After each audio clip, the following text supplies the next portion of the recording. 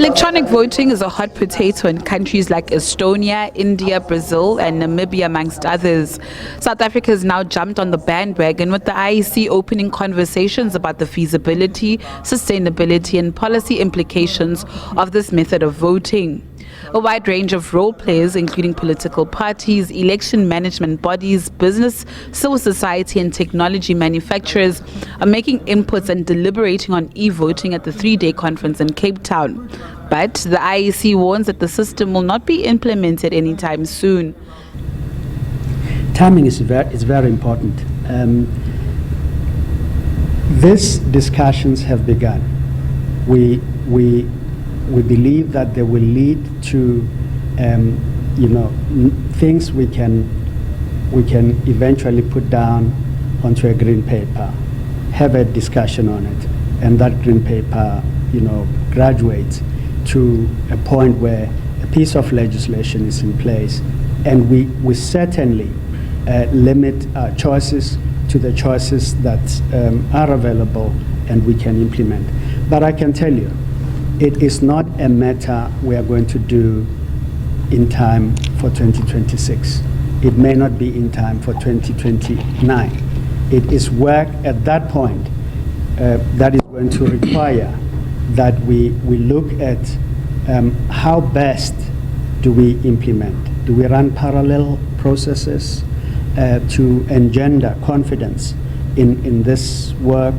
Do we let people play with these tools to be sure that these are not dangerous things to do, but they're real things and they can see the outcome. It is when we have that process and we have built that confidence that we can then say South Africa will go. So those timelines will become a little clearer as we do that. Meanwhile, the Home Affairs Minister has told the IEC that various processes must move from paper to digital for e-voting to be possible.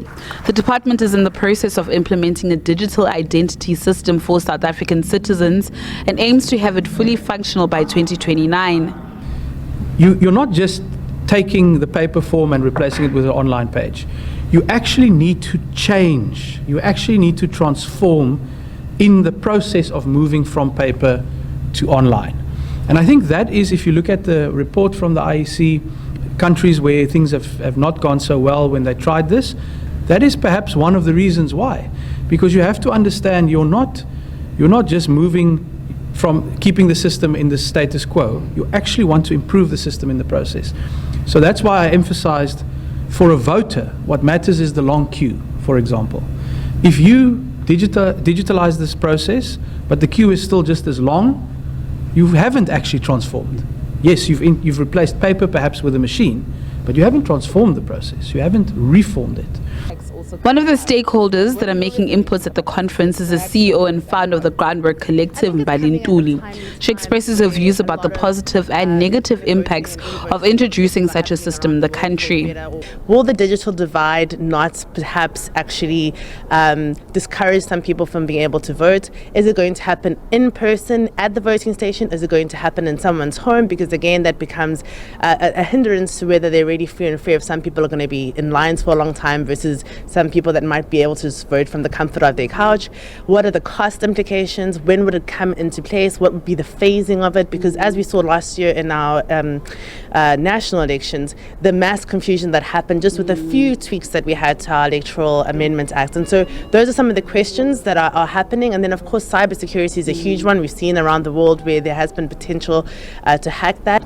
The IEC has called on South Africans to engage in such discussions, saying that e-voting is not just a conversation about technology, but it's about shaping the future of the country's elections and its integrity. For SABC News, I'm Natasha Piri in Cape Town.